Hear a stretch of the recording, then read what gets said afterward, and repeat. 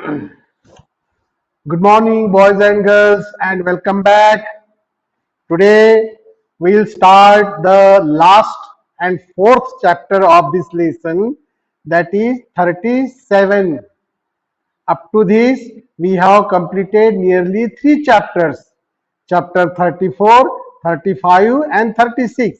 Today, we'll start the last and fourth chapter, number 37.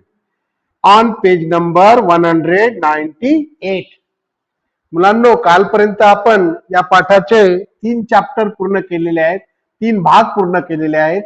35, 34, 35, 36 आणि आज 37वा भाग आपण सुरू करणार आहोत, पेज नंबर 198 वर.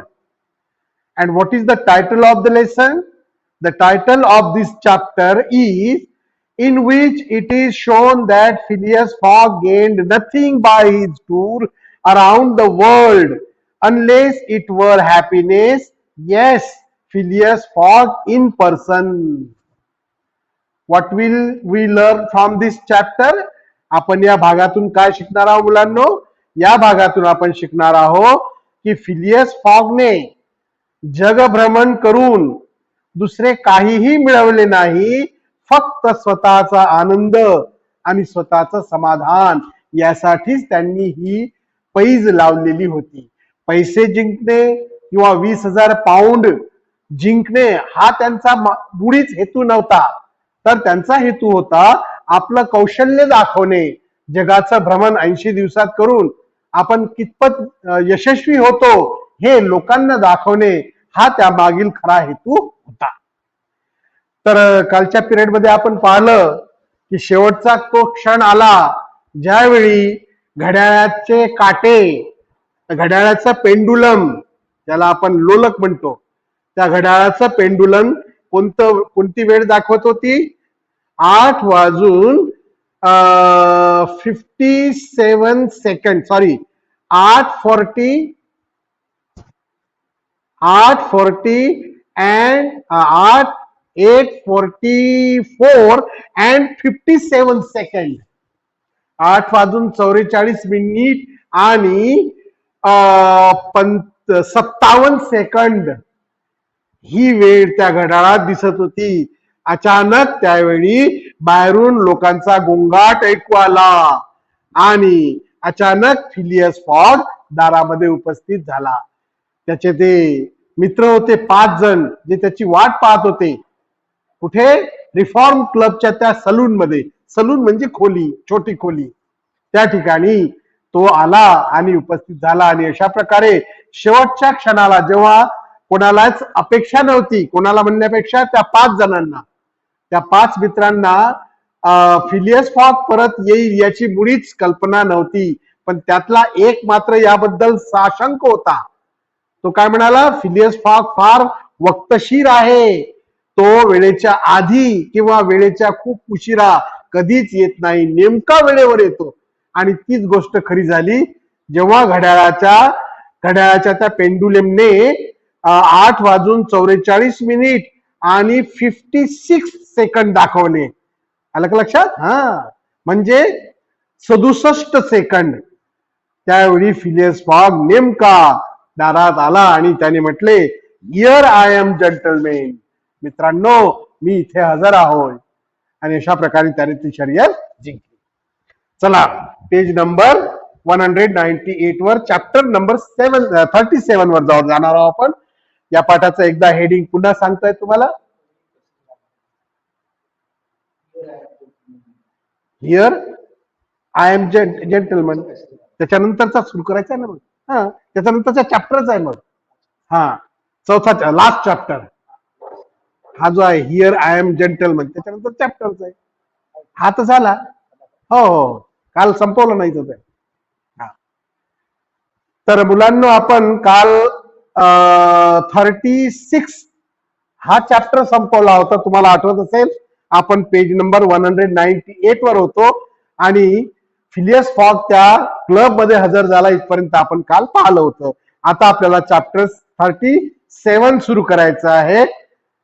त्याचं हेडिंग आहे, in which it is shown that Phileas Fogg gained nothing by his tour around the world. जगाचा फेरफटका मारून फिलियस फॉगने दुसरं काहीही जिंकलं नाही किंवा प्राप्त केलं नाही. कशाशिवाय? Unless it were happiness. फक्त स्वतःचं समाधान, स्वतःचा आनंद. Yes, Phileas Fogg in person. In person म्हणजे स्वतःचा. फिलियस फॉगने स्वतःचा आनंद, स्वतःचं समाधान यासाठीच फक्त तो जगाची फेरी पूर्ण केली होती. त्यामागे दुसरा कोणताही हेतू नव्हता. पैसे जिंकण्याचा मुळीच नव्हता. हे आपण आता पाहणार आहोत. चला, let us see. Come on page number 198, chapter 37. The teacher will remember, the reader will remember that at 5 minutes past 8 in the evening, about 5:20 after the arrival of the travelers in London, Passepartout had been sent by his master to engage the services of the Reverend Samuel Wilson in a certain marriage ceremony which was to take place the next day. Before starting the part, the writer made us remember the previous event. पुढचा भाग सुरू करण्यापूर्वी लेखकांनी आपल्याला मागच्या भागाचा ची आठवण करून देण्यासाठी हा परिच्छेद लिहिलाय. काय म्हणतोय परिच्छेद? The reader will remember. वाचकांना ही गोष्ट आठवत असेल. कोणती? That at 5 minutes past 8, 8:05 that at 5 minutes past 8 in the evening. संध्याकाळी 8:05 about 5:20 after the arrival of the travellers in London. London मध्ये त्या ट्रेनने, कोणती ट्रेन? Liverpool to London. त्या ट्रेनने जे पॅसेंजर्स आले होते, जे प्रवासी आले होते, त्यामध्ये फिलियस फॉग, पासपार्टू अँड ऑडा हेही होते. म्हणजे त्यांना लंडन मध्ये येऊन किती दिवस झाले, किती वेळ झाला होता? साधारण 5:20 after the arrival of the travellers in London. 5:20 म्हणजे 25 तास. 5:20 आहे की नाही? 25 तास झाले होते. म्हणजे 24 तासापेक्षा जास्त वेळ उलटलेला होता त्यांना लंडन मध्ये येऊन. The reader will remember that at 5 minutes past 8 in the evening, Passepartout had been sent by his master to engage the services of the Reverend Samuel Wilson in a certain marriage ceremony. तुम्हाला आठवत असते Phileas fog आणि ऑडा यांची दोघांची चर्चा झाली होती त्या संध्याकाळी, आणि ते दोघेही एकमेकांशी लग्न करायला तयार झाले होते. आणि म्हणून मग फिलियस फॉगने पासपार्टूला हाक मारली होती. लगेच पासपार्टू तिथे गेला होता त्या खोलीमध्ये, फिलियस फॉग आणि ऑडा असलेल्या, आणि तिथून त्याने सांगितलं की लग्न लावण्यासाठी तू रेव्हरंड सॅम्युअल विल्सनला उद्या घेऊन ये, उद्यासाठी त्याला आमंत्रित करून ये. पासपार्टू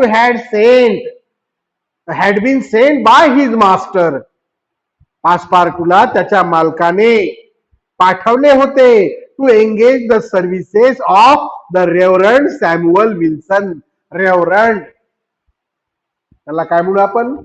क्लर्जीमन. रेव्हरंड ख्रिश्चन धर्मामध्ये त्याला पाद्री असा शब्द आहे, जो विवाह लावून देतो. किंवा त्याला दुसरा आणखी शब्द आहे फादर. हा फादर म्हणजेच क्लर्जीमन, त्याला दुसरा शब्द आहे रेव्हरंड.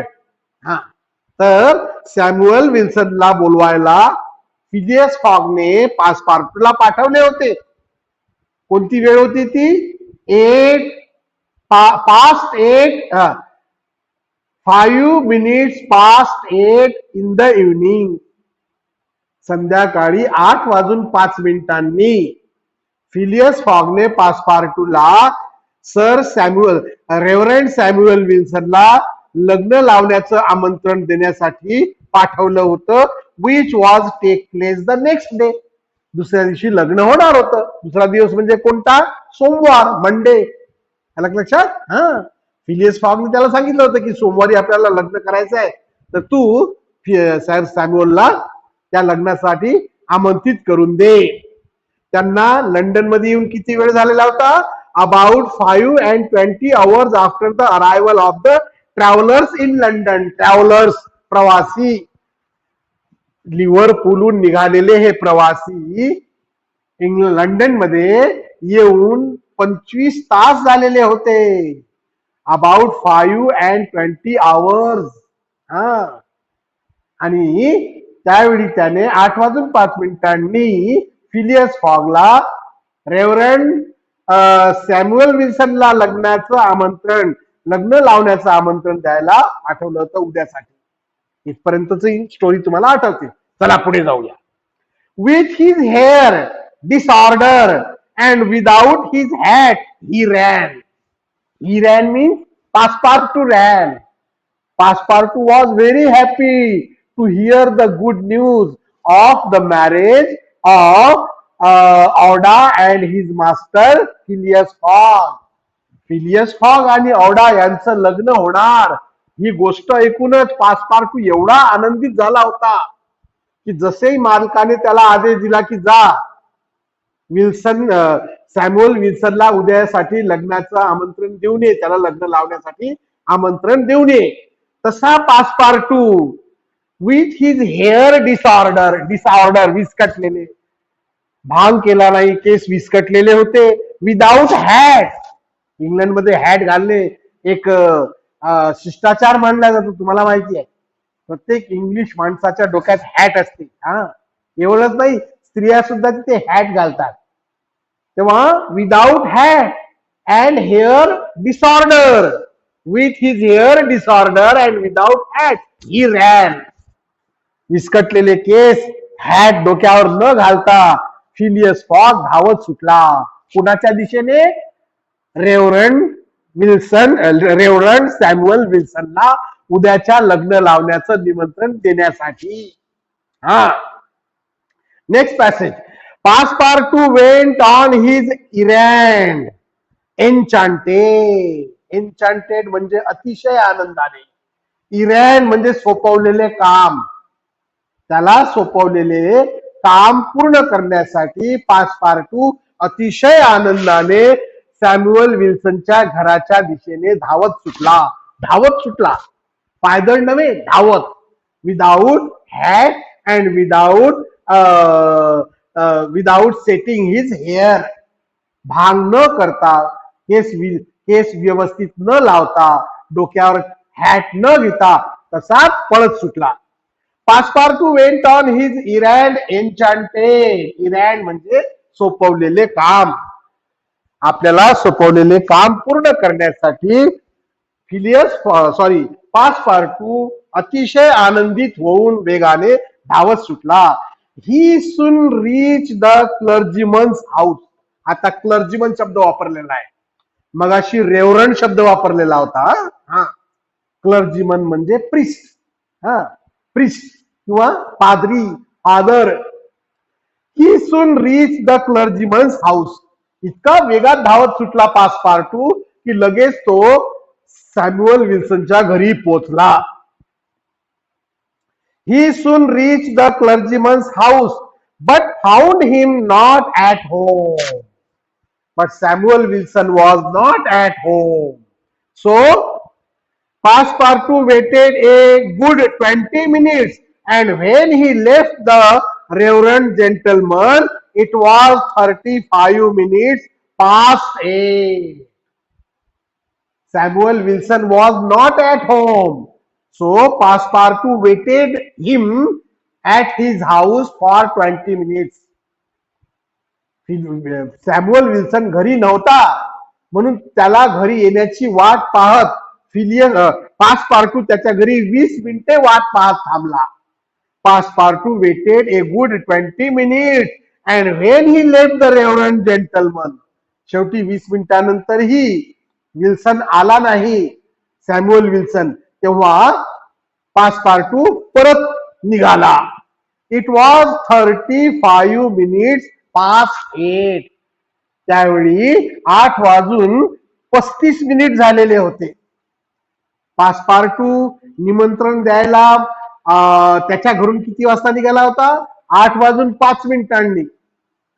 तिथं किती थांबला? 20 मिनिट. म्हणजे 8:25. म्हणजे त्याला जाण्या येण्याला किती वेळ लागला? 10 मिनिट. आलं का लक्षात? तुमच्या वेळेचं भान लक्षात ठेवा.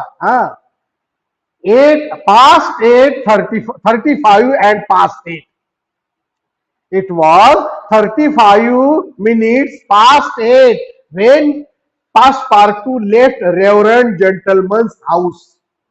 20 मिनिटं थांबल्यानंतर 8:35 तो माघारी फिरला. But in what a state he was. पण त्याची अवस्था कशी होती? तो परत तर निघाला, पण त्याच्या मनात विचारांचे काहूर माजलेले होते. तो अस्वस्थ होता. In what a state he was. तो कोणत्या अवस्थेत होता माहितीये का? With his hair in disorder and without his hat he ran along the street as never man was seen to run before. एवढ्या वेगात सैरावैरा पळत सुटला तो माघारी की आजपर्यंत कोणीही एवढा वेगाने पडताना माणूस पाहिलेला नव्हता. त्या इंग्लंडच्या रस्त्यांवर, लंडनच्या रस्त्यावर एवढ्या वेगात धावत सुटलेला माणूस तिथल्या लोकांनी आजपर्यंत पाहिलेला नव्हता, जेवढा तो वेगात धावत सुटला. डोक्यात कॅप नाही, कॅप म्हणण्यापेक्षा हॅट नाही, आणि डोक्याचे केस विस्कटलेले आहेत. अशा अवस्थेत तो वेगाने पळत सुटला. Without his hat he ran along the street as never man was seen to run before. Overturning passers by वाटसरू, पायी चालणारे लोक, त्यांना पासर्स बाय असं म्हणतात. ओव्हरटर्निंग पासर्स बाय, पायी चालणाऱ्यांना मागे टाकत तो पळत सुटला पुढे. Rushing over the side walk like A water spout. Rushing over A side walk म्हणजे फुटपाथ. रस्त्याच्या बाजूला असले, सडकेच्या दोन्ही बाजूला असलेले फुटपाथ, ज्यावर लोक पायी चालतात. पायी चालणाऱ्या लोकांसाठी जो रस्ता असतो त्याला फुटपाथ किंवा साइड वेज असे म्हणतात. तर साइड वे वरून जे लोक पायी चालत होते त्या साइड वे वरून हा इतक्या वेगात पळत सुटला की त्या वाटसरूंना मागे टाकू लागला आणि स्वतः मात्र अतिशय वेगाने वाऱ्याच्या गतीने पुढे चालू लागला. जणू काही लाईक ए वॉटर स्पाउट. एखाद्या पाईप मधलं पाणी कसं वेगात निघते, एखादा पाईप लावलेला आहे आपण, त्या पाईप मधलं पाणी जेवढ्या वेगात निघते पुढे, त्या वेगाने पासपार्टू आपल्या माघारी घरी परतला, धावत सुटला. Next passage. In 3 minutes he was in Savile Row again. फक्त 3 मिनिटात तो त्या क्लर्जीमन, कोण क्लर्जीमन? रेव्हरंड सॅम्युअल विल्सन, त्याच्या घरापासून तर फिलियस फॉकच्या घरापर्यंत सॅव्हिली रो त्या परिसरात फक्त 3 मिनिटात पोहोचला. मित्र, कल्पना करा तो किती वेगात आला असेल धावत. 8:35 त्याच्या घरून निघाला आणि 3 मिनिटात तो कुठं पोहोचला? फिलियस फॉकच्या घरी सॅव्हिली रो या परिसरात पोहोचला 3 मिनिटात. 8:35 आणि 3 8:38, 8:38 तो आपल्या मालकाजवळ परत आला. In 3 minutes he was in Savile Row again and staggered back into Mr Fogg's room. आणि अतिशय वेगात सरळ घरात धडपडत आला. स्टॅगर्ड, धडपडत येणे, वेगाने येणे. कल्पना करा तुम्ही, धावत आपण वर्गात जेव्हा शिरतो तसा तो आवाज जो असतो धडपडत, त्याला म्हणतात staggered. He staggered back into Mr Fogg's room. फॉगच्या घरात खोलीमध्ये तो धडपडत शिरला. Next passage, page number 199.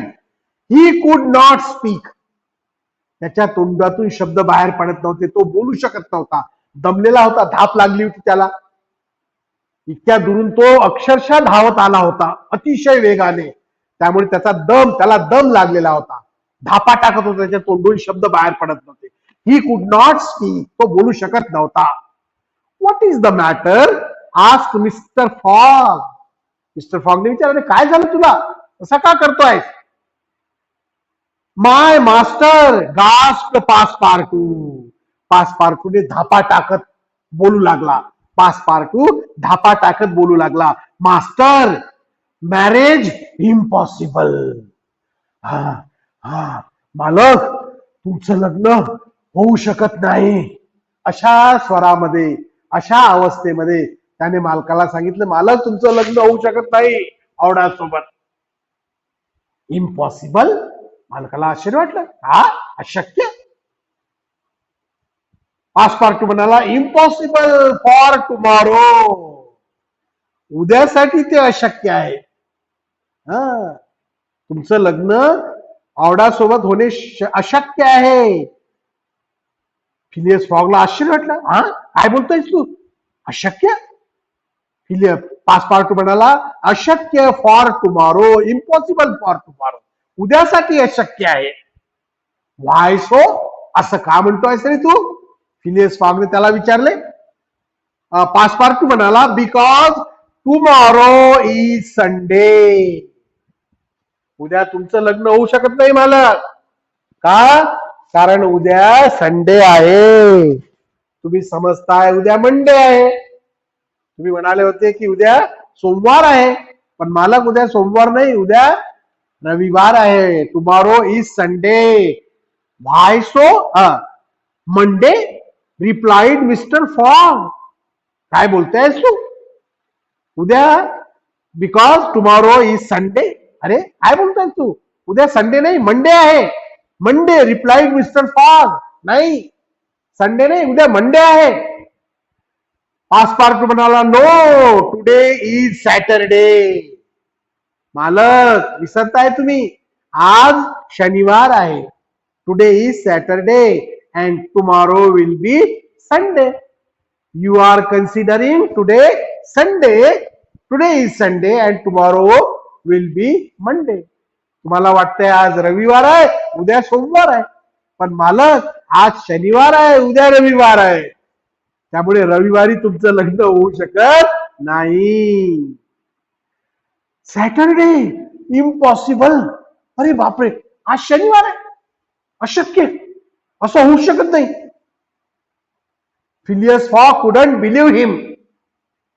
स्वतःवरच त्याचा विश्वास बसू शकला नाही. Phileas Fogg said surprisingly, Sunday, Saturday, impossible. Yes yes yes yes, cried पासपार्टू.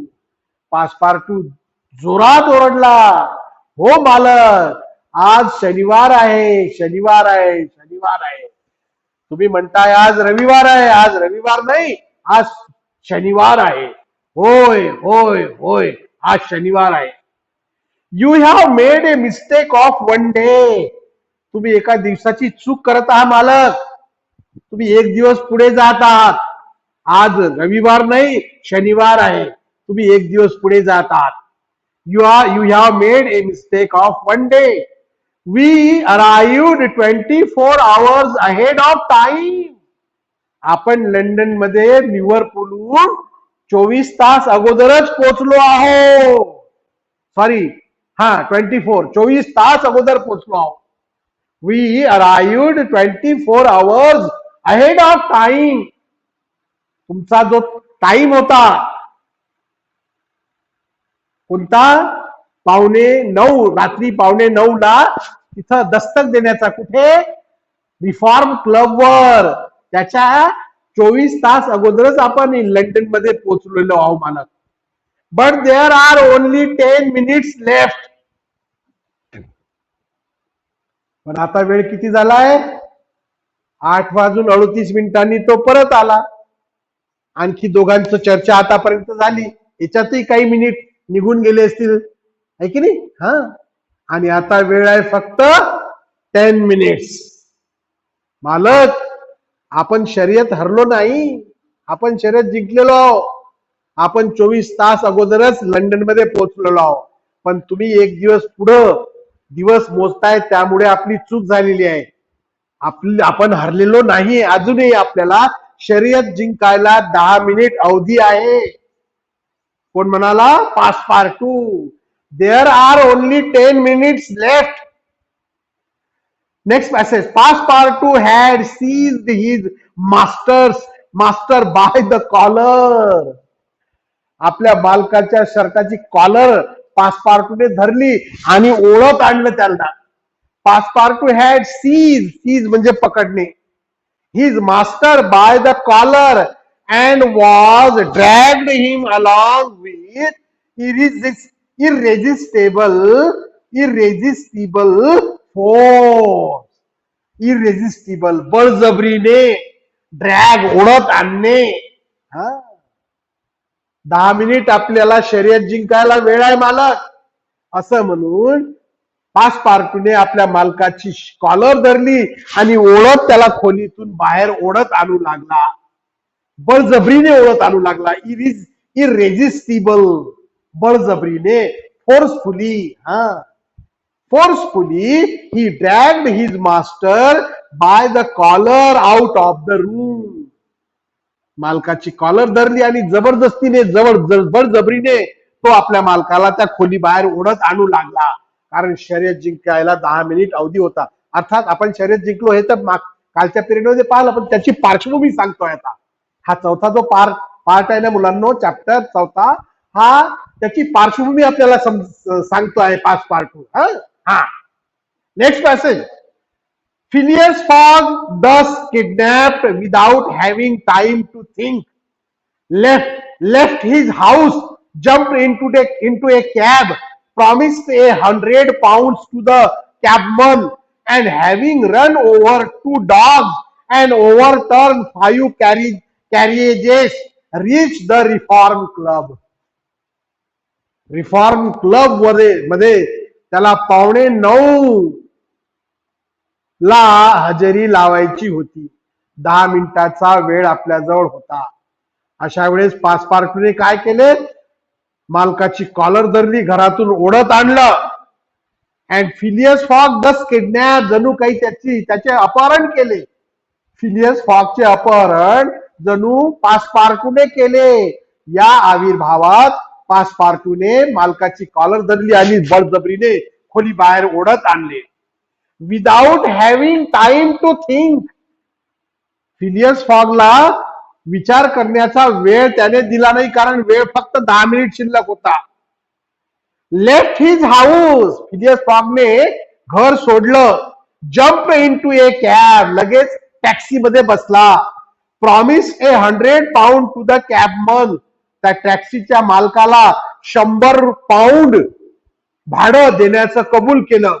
काही कर, तू लवकर मला रिफॉर्म क्लब मध्ये सोड, लवकर घे, वेगात चालव, तुला भाडं मी £100 देईल. £100 हे तुझं भाडं देईल, चल लवकर. कॅबमनला £100 भाडं देण्याचे त्याने मान्य केले.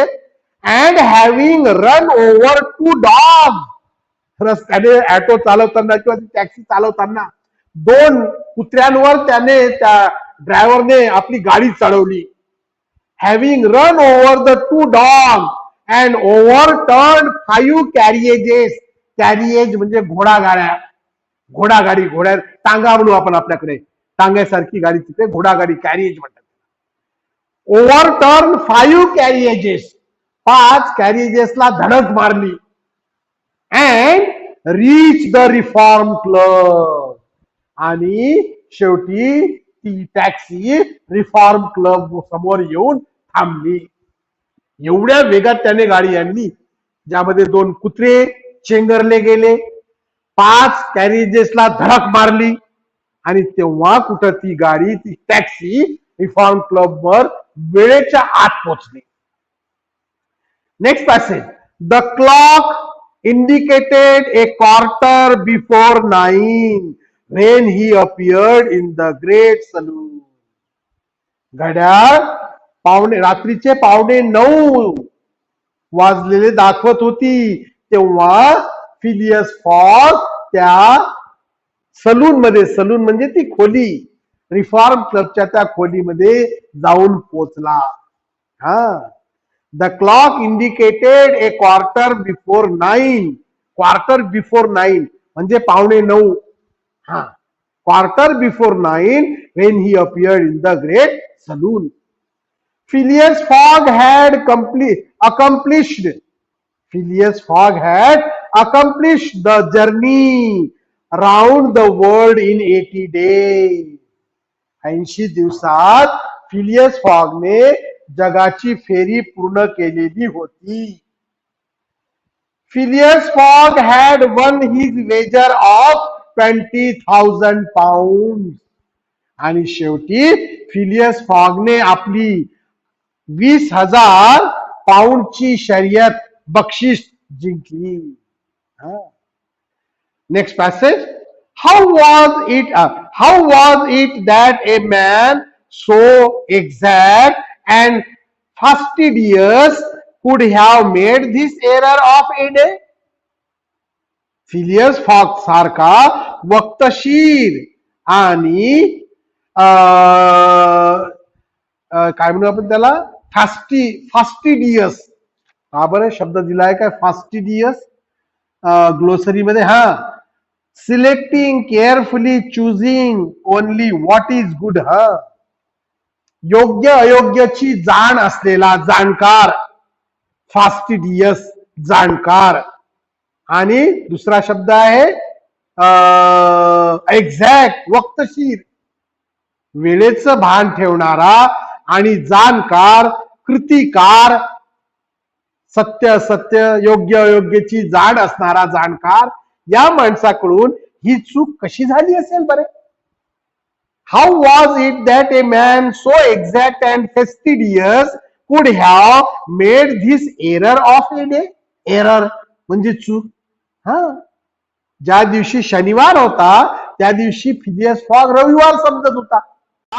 उद्या सोमवारसाठी लग्न लावण्याचं आमंत्रण देण्यासाठी त्या रेव्हरंड काय नाव त्याचं त्याच्याकडे पाठवलं होतं आहे की नाही रेव्हरंड सॅम्युअल विल्सन कडे.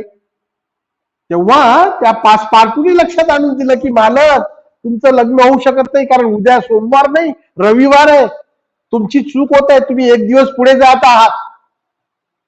मग आता आश्चर्याची गोष्ट ही आहे की फिलियस फॉग तर फार जाणकार होता चतुर होता वक्तशीर होता कृतिशील होता जाणकार होता. अशा माणसाकडून ही चूक कशी बरे झाली असेल शनिवारला रविवार समजण्याची. जेव्हा की त्या दिवशी शनिवार होता त्याची जिंकण्याची शर्यत जिंकण्याचा दिवस होता पण तो त्याने हार मानली होती. तो घराबाहेर पडला नव्हता कारण त्याला वाटत होतं की आज रविवार आहे. पण जेव्हा की शनिवार होता ही चूक त्याच्या लक्षात आणून दिली त्याच्या विश्वासू नोकराने पासपार्टूने.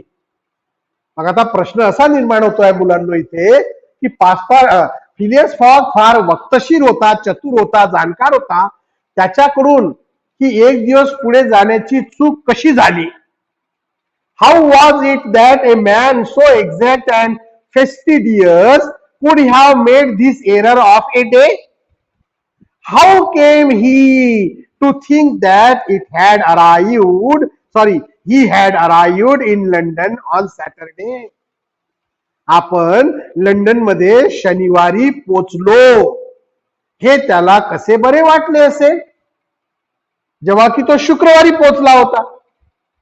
रात्रभर राहिला म्हणजे दुसरा दिवस आला शनिवार. तो काय समजत होता आज रविवार आहे आपण काल पोचलो. कालला तो शनिवार समजत होता जेव्हा की तो शुक्रवार होता. रात्रभर झोपला तो म्हणजे दुसरा दिवस आला शनिवार पण तो त्याला रविवार समजत होता. How came he to think त्याला असे का वाटले असेल कसे वाटले असेल. How came he to think that he had arrived in London on Saturday. आपण शनिवारी लंडनला पोचलो असे त्याला कसे बरे वाटले असेल. हा विचार त्याच्या मनात कसा आला असेल. The 21st day of December 21 डिसेंबरचा हा दिवस शनिवार आहे असे त्याला कसे बरे वाटले असेल जेव्हा की तो दिवस शुक्रवार होता.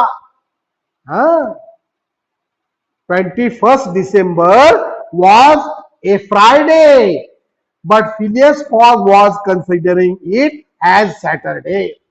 फिलियस फॉगला वाटत होता हा शनिवार आहे, जेव्हा की तो शुक्रवार होता.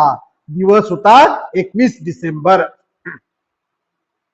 when it was really Friday. 21st December was really a Friday, but Phileas Fogg was considering it a Saturday. 21 डिसेंबरचा दिवस मुळात शुक्रवार होता, पण फिलियस फॉग त्याला शनिवार समजत होता. असे कसे झाले असेल? The 20th, the 79th day of only from his departure. The 20th म्हणजे 20वी तारीख, डिसेंबरची 20 तारीख होती ती शुक्रवार, हा समजत होता शनिवार 21 डिसेंबर. म्हणजे तो दिवस कोणता होता त्याचा प्रवास पूर्ण करून आल्याचा? 79th day only from his departure. प्रवासाला सुरू केल्यापासून किती दिवसात पूर्ण करायचा आहे प्रवास? 80 दिवसात. पण त्याचा प्रवास किती दिवसात पूर्ण झाला होता? 79th day. 79व्या दिवशीच तो परत आला होता. 79वा दिवस कोणत्या तारखेला होता? 20 डिसेंबर. वार कोणता होता? शुक्रवार. पण फिलियस फॉग काय समजत होता? तो शनिवार आहे, 21 तारीख आहे. त्यामुळे आपण शर्यत हरलो. ही घटना कशी घडली असेल फिलियस फॉग सोबत? फिलियस फॉग तर फार चतुर माणूस होता, वक्तशीर होता, वेळेचं भान ठेवणारा होता, जाणकार होता. मग त्याच्याशी ही घटना का घडली, कशी घडली असेल बरे? हा एक प्रश्न या ठिकाणी निर्माण होतो. Next passage. The cause of the error is very simple. असं का घडलं असेल? त्याचं कारण फार सोपं आहे मित्र. 21 तारीख शनिवारची होती, 20 तारीख शुक्रवारला होती. तो शुक्रवारीच लंडन मध्ये पोहोचला होता, जेव्हा की त्याला शनिवारी पोचायचं होतं. त्याचा शनिवार हा शेवटचा दिवस होता शर्यत पूर्ण करण्याचा. तो शुक्रवारीच पोहोचला, म्हणजे 24 तास अगोदरच तो लंडन मध्ये पोहोचला होता. पण त्याच्या लक्षात ही गोष्ट आलीच नाही. त्याला वाटत होतं मी शनिवारी पोहोचलो, 21 डिसेंबरला पोहोचलो. हा गोंधळ का बरं झाला असेल? त्याचं कारण अगदी सोपं आहे मित्र. पहा next passage. Phileas Fogg had, without suspecting it, gained one day on his journey. Phileas fog ने आपला प्रवास सुरू केल्यापासून एक दिवस त्याला अगोदरच जास्तीचा भेटला होता. Phileas fog had gained one day on his journey. प्रवासात त्याला एक दिवस ऍडव्हान्स मध्ये भेटला होता, विदाउट सस्पेक्टिंग इट. त्याच्या मनात याच्याबद्दल संशय आलाच नाही. फिलियस फॉगच्या ही गोष्ट लक्षात आली नाही की प्रवासामध्ये आपण एक दिवस अगोदरच पोहोचतो आहोत. And this merely because he had travelled constantly eastward. हे असे का घडले?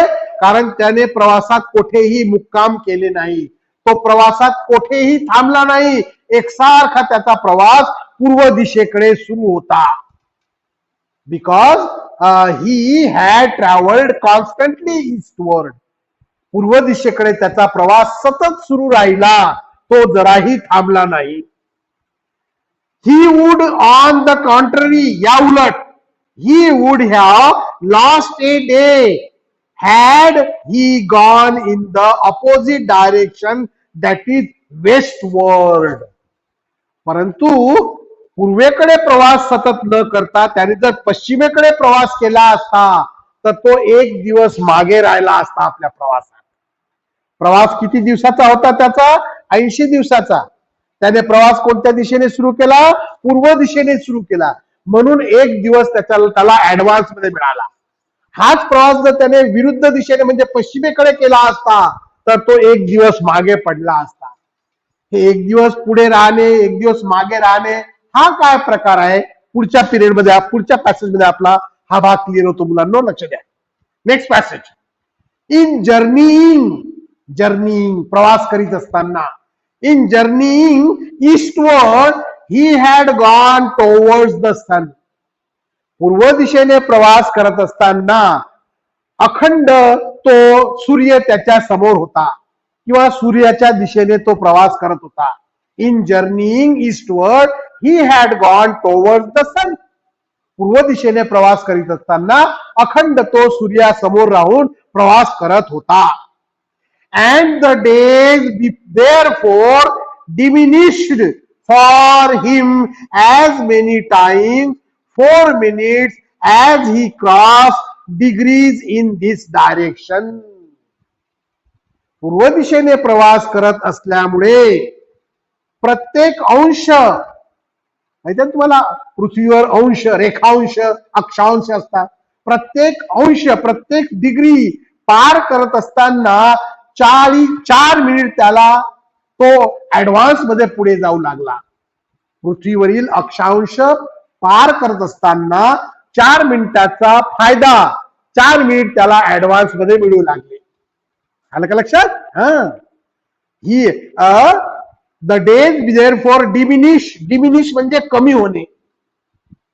पूर्व दिशेने सतत प्रवास करत असल्यामुळे आडवे येणारे जे अक्षांश होते किंवा डिग्रीज होते ते डिग्री पार करत असताना एका दिवसात 4 मिनिटं त्याला ऍडव्हान्स मध्ये म्हणजे तो दिवस 4 मिनिट आधीच पूर्ण होऊ लागला. 24 तासाचा एक दिवस असतो, म्हणजे 60 मिनिटाचा एक तास, म्हणजे याचा एक दिवस कधी पूर्ण होऊ लागला? 23 तास आणि 56 मिनिटे. 24 तासाचा एक दिवस असतो, याचा दिवस 23 तास 56 मिनिटात पूर्ण होऊ लागला. म्हणजे 4 मिनिट याच्याजवळ एक्स्ट्रा शिल्लक राहू लागले. मित्र, थोडीशी भौगोलिक स्थिती आहे ही लक्षात घ्या तुम्ही. 1 डिग्री पार करताना, एका दिवसाचं डिग्री पार करताना त्या पृथ्वीच्या गोलावर 4 मिनिटाचा फायदा प्रत्येक दिवसाचा त्याला मिळू लागला. आलं का लक्षात तुमच्या? For he as many times 4 minutes as he crossed degrees in this direction. पूर्व दिशेकडे सतत प्रवास करत असल्यामुळे प्रत्येक अंश पार करत असताना त्याला 4 मिनिटाचा फायदा होऊ लागला. म्हणजे 23 तासाचा दिवस त्याला 24 तासाचा दिवस त्याला 23 तास 56 मिनिटातच पूर्ण होऊ लागला. म्हणजे 4 मिनिट त्याच्याजवळ एक्स्ट्रा शिल्लक राहू लागले. He crossed degrees in this direction. There are 360 degrees on the circumference of the earth. पृथ्वीचा हा जो परिघ आहे, आपण म्हणतो पृथ्वी लंब वर्तुळाकार आहे, अंडाकृती आहे की नाही? तर या पृथ्वीवर एकूण असे परिघ किती आहेत, असे अंश किती आहेत मुलांनो? 360. 360 अंश या पृथ्वीच्या परिघावर आहेत. प्रत्येक अंशावर त्याला किती फायदा होतो आहे? 4 मिनिटाचा. आता गुणाकार करा बघू. And these 360 degrees multiplied by 4 minutes. 360 अंशाला 4 मिनिटांनी गुणाकार केला तर किती येतो? Gives precisely 24 hours. त्याचा गुणाकार येतो मित्रांनो 24 तास. प्रत्येक दिवसाचा 4 मिनिट असे अंश किती? 360. 360 वर प्रत्येकी 4 मिनिट मिळून राहिले. त्याचा गुणाकार केला असता 24 तास त्याच्याजवळ शिल्लक राहिले. म्हणजे एक दिवस ऍडव्हान्स आला. 80 दिवसात पूर्ण न करता जगाची फेरी त्याने किती दिवसात पूर्ण केली? 79 दिवसात. एक दिवस ऍडव्हान्स मध्येच तो आला. 80व्या दिवशी नाही, तो परत 79व्या दिवशीच लंडन मध्ये पोहोचला. हा त्याचा फायदा त्याला मिळाला. हे काही त्याच्या लक्षात आलं नाही. आलं लक्षात? There are 360 degrees on the circumference. Circumference म्हणजे परिघ, पृथ्वीचा गोल परिघ of the earth. And these 360 degrees multiplied by 4 minutes given precisely म्हणजे तंतोतंत exactly 24 hours. That is the day unconsciously gained. न कळतपणे हा एक दिवसाचा फायदा त्याला मिळाला. म्हणून तो पोचला होता शुक्रवारी, पण त्याच्या गुणाकारानुसार किंवा त्याच्या मोजमापानुसार तो शनिवारी पोहोचला. तो पोहोचला 20ला, पण त्याच्या मोजमापानुसार तो 21ला पोहोचला. म्हणजे 80वा दिवस होता त्याचा 21 डिसेंबर शनिवार, पण तो पोहोचला 20 डिसेंबर शुक्रवारी. हा एक दिवसाचा फरक त्याच्या लक्षात आला नाही. Unconsciously he gain the advantage of 1 day. In other words, दुसऱ्या भाषेत जर सांगायचं झाल्यास, while Phileas Fogg going eastward saw the sun pass the meridian 80 times. आलं का लक्षात?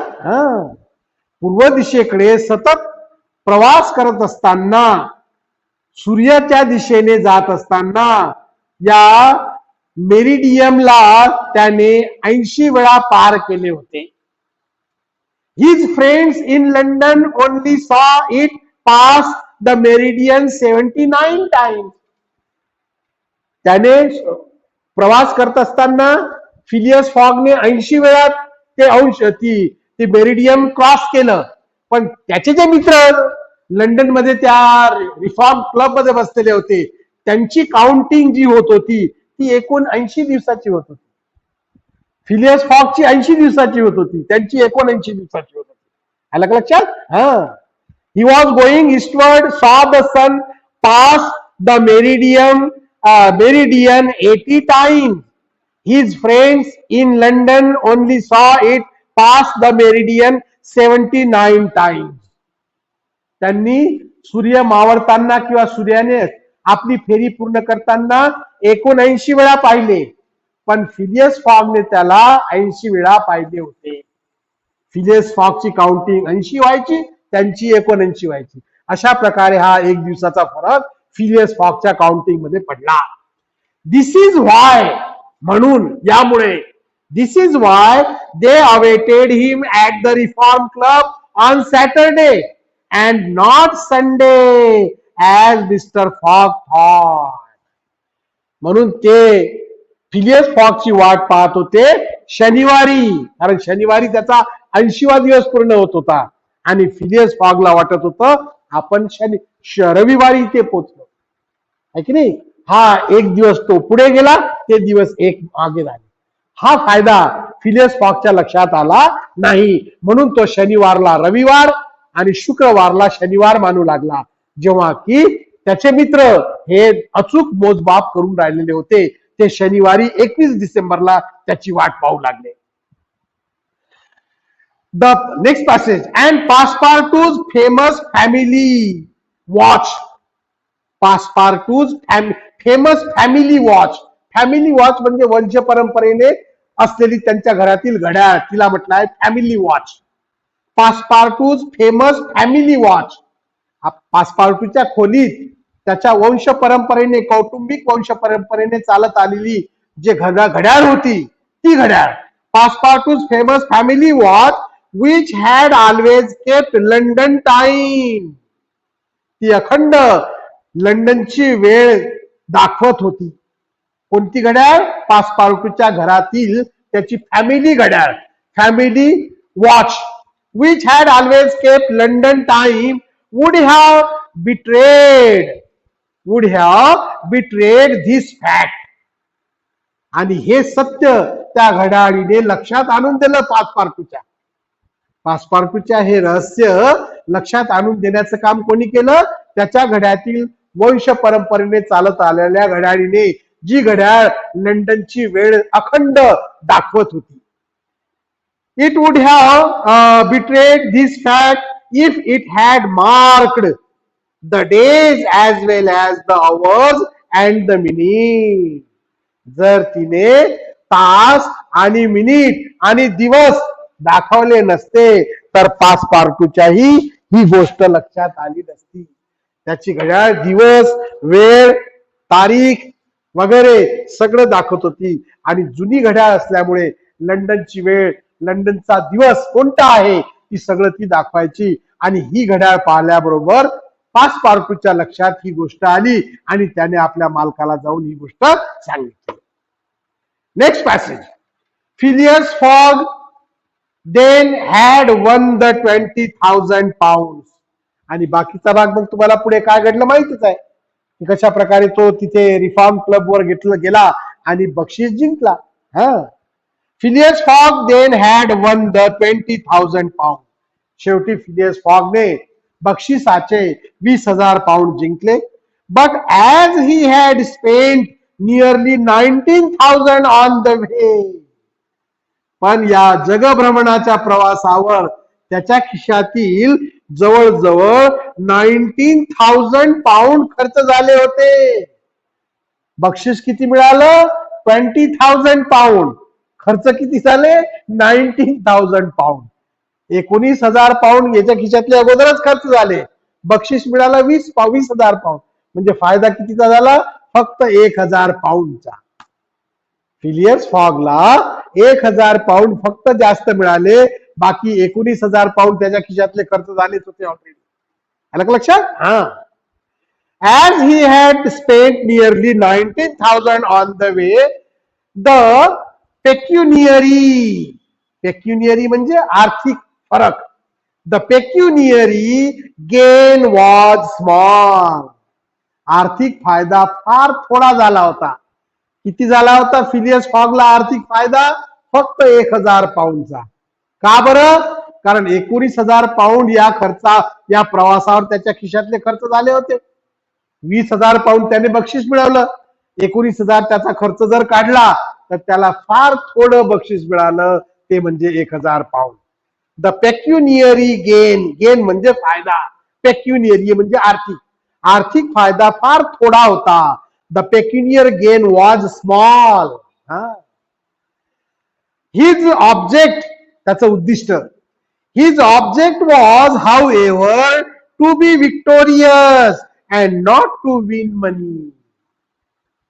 मुळात फिलियस फॉगचा उद्दिष्टच हा होता की फक्त जिंकणे, यश मिळवणे, जीत मिळवणे, पैसे मिळवणे हा त्याचा हेतू नव्हता.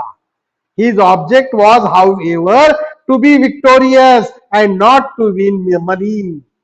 ही divided the 1,000 pound that remained between Passepartout and the unfortunate Fix.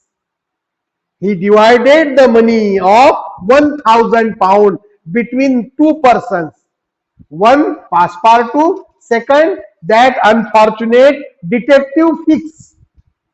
दोघांमध्ये ही उरलेली 1,000 पाउंडची रक्कम फिलियस फॉगने विभाजित केली. 1,000 पाउंडचे अर्धे दिले पासपार्टूला आणि उरलेले अर्धे दिले तो जो डिटेक्टिव्ह होता फिक्स, ज्याने लिव्हरपूलला फिलियस फॉगला पकडून अरेस्ट करून तुरुंगात टाकलं होतं, त्याला अर्धे दिले. आलं का लक्षात?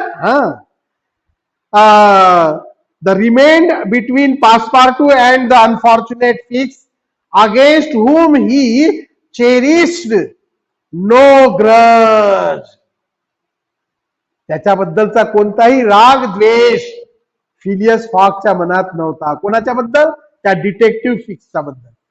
ज्या डिटेक्टिव्ह फिक्सने फिलियस फॉगला त्या लिव्हरपूलच्या ठिकाणी अरेस्ट करून तुरुंगात टाकले होते आणि मग आपली चूक लक्षात आल्यावर त्याने त्याला मुक्तही केले होते. आणि त्याची शिक्षा म्हणून फिलियस फॉगने त्याला एक ठोसा मारला होता, हेही तुम्हाला माहिती आहे. तर त्या फिक्स बद्दल फिलियस फॉगने मनात कुठलाही द्वेष भाव ठेवलेला नव्हता. उलट हे जे 1,000 पाउंड जास्त त्याला मिळाले त्याचे 2 भाग त्याने केले. एक भाग दिला त्याने आपल्या विश्वासू नोकराला पासपार्टूला आणि दुसरा भाग दिला त्या डिटेक्टिव्ह फिक्सला. ही डिडक्ट कमी करणे. He deducted however from Passepartout's share to cost of the gas which had burned in his room for 1920 hours for the sake of regularity.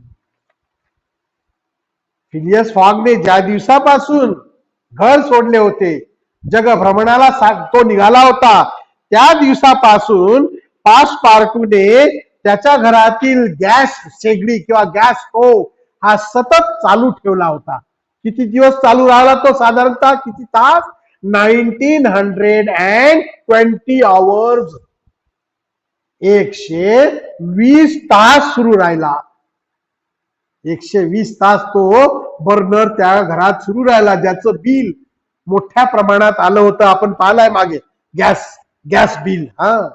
तर ह्या गॅस बिलचं भाडं मात्र फिलियस फॉगने पासपार्टूच्या त्या हिश्श्यातून कपात केलं.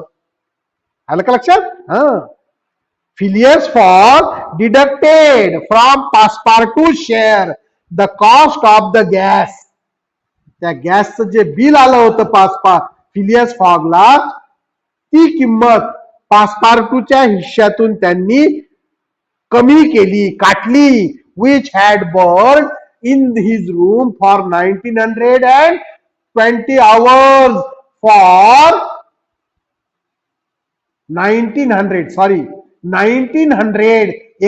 तास and 1920 hours, 1920 तास. 1920 तास पर्यंत ते बर्नर जळत राहिलं, तो गॅस जळत राहिला, ज्याचं बिल मोठ्या प्रमाणावर कंपनीने पाठवलं होतं. आणि त्या बिलाची रक्कम, याला जबाबदार कोण होता? पासपार्टू होता. म्हणून त्याच्या हिश्श्यातून फिलियस फॉगने या गॅसच्या बिलाची रक्कम वजा केली for the sake of regularity. याचा नियम म्हणून, यापुढे त्याच्या ही गोष्ट लक्षात राहावी म्हणून फिलियस फॉगने त्याच्या हिश्श्यातून ही रक्कम वजा केली आणि उर्वरित रक्कम त्याला देऊन टाकली. अशा प्रकारे फिलियस फॉगने त्याला ही एक सौम्य शिक्षा दिली असं आपण त्या ठिकाणी म्हणू शकतो. तर मित्र हो, आजचा आपला वेळ या ठिकाणी संपलेला आहे. उरलेला जो भाग आहे याचा, तो आपण उद्याच्या तासिकेमध्ये पूर्ण करून टाकू आणि मग नवीन पाठाला सुरुवात करू, जो की पाठाचा या भागाचा शेवटचा भाग आहे, the sign off hour, page number 204. हा एक भाग राहिलेला आहे, उद्या आपण हा पूर्ण करून टाकू. तुम्ही हा घरी भाग एकदा वाचून काढा. Remaining part in the next period. Until then, goodbye and good luck.